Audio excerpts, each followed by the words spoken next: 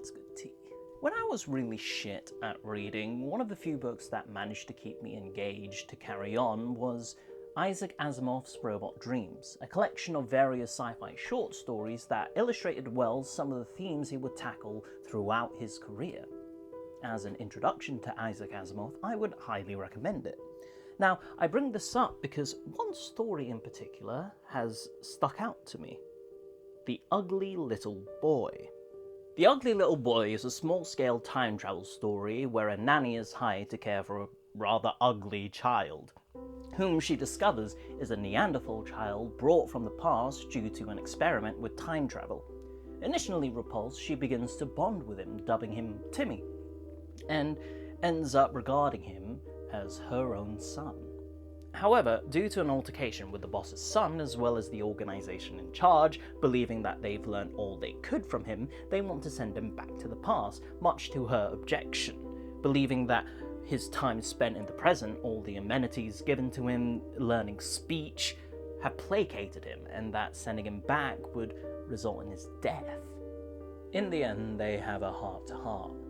Edith the nanny admitting to Timmy that she cares for him dearly, and Timmy admitting the same, always thinking of her as his mother, but never wanting to say it out loud in fear of ridicule or embarrassment. Yeah, that part got me. The knowledge that they will never see each other again, a relationship of found familial love, the raw emotion of it all, it got to me.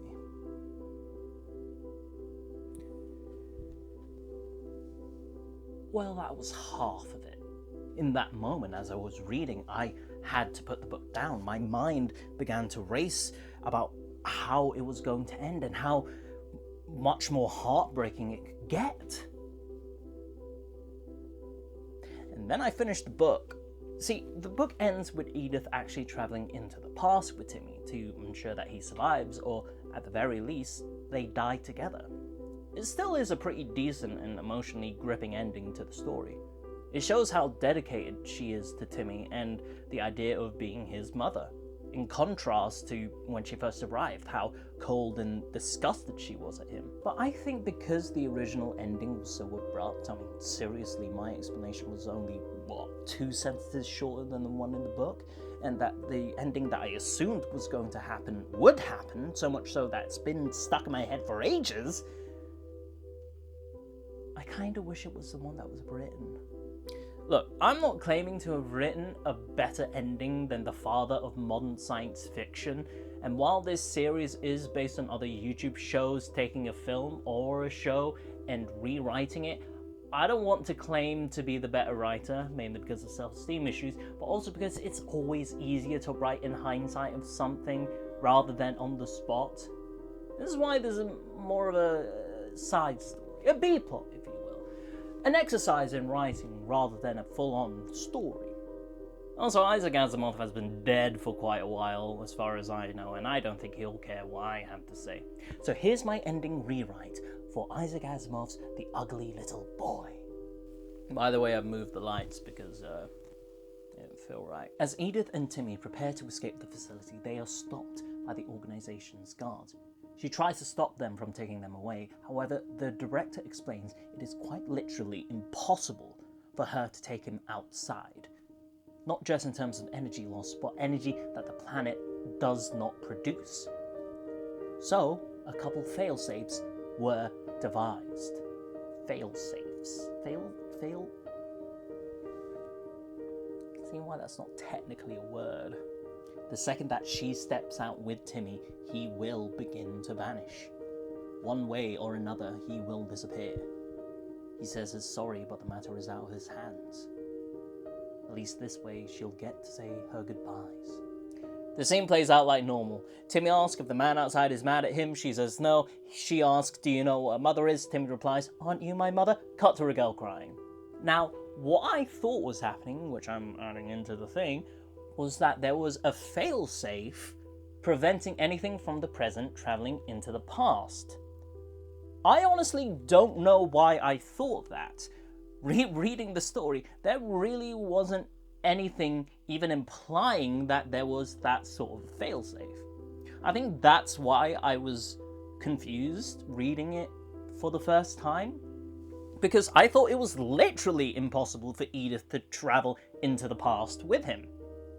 And because of this failsafe, while Timmy and Edith hold each other close, confirming their love for one another, Timmy begins to slowly fade away.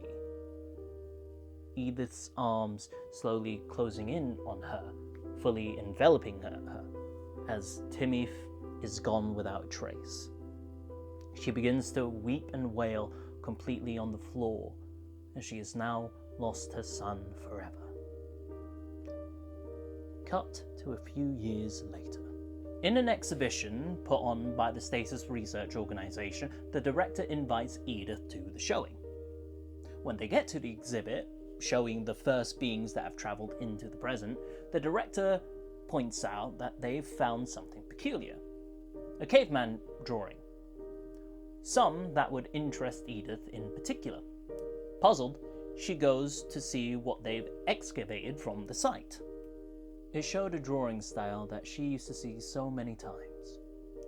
It was Timmy's, with a rough but familiar looking figure of Edith herself when she was taking care of him.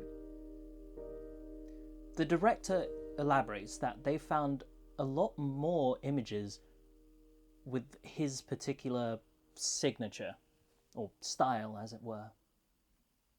He lived a full life. Edith sheds a tear. She says thank you. So I did give the director a bit less of a selfish reason for getting rid of Timmy. Less to do with the bad publicity, but more of a cold yet empathetic approach. He knows his kid was in the wrong already. He's met before. He knows he's a little shit. I also think the fail-safes make sense because, they're dealing with time travel. I feel like, as scientists, they would want to be as safe as possible dealing with this sort of thing. I thought these fail-safes would have been implemented. I don't think it's enough to say that bringing Timmy outside would drain the country's energy supply or whatever. I feel at least they would have prepared for that. Also, the ending. I think I was expecting something like that, is because Isaac Asimov, throughout his stories, there was always a sense of foreboding or hollow victories to an extent. The idea that the experiences that the characters went through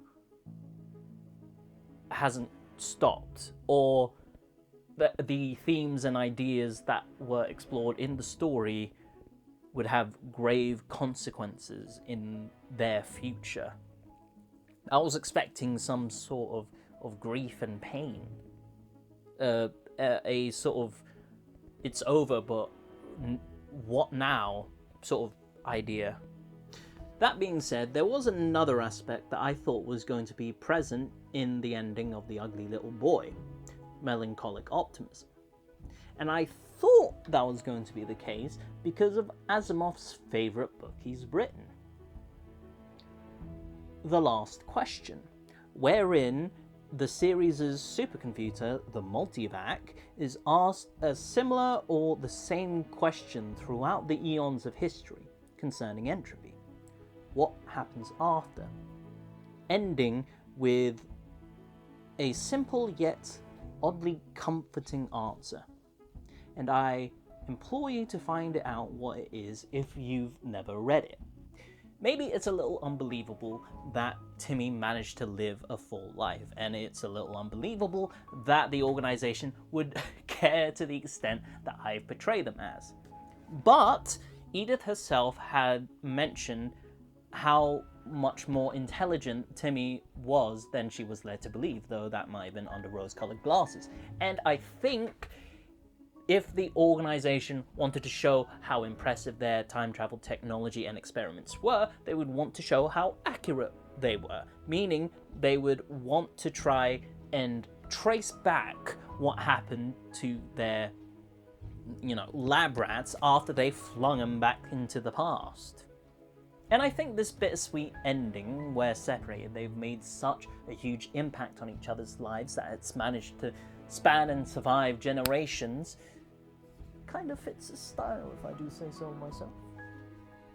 And in the end, when a parent is worried about their child who's out in the world, discovering that they made it out okay, isn't that what parenthood is all about?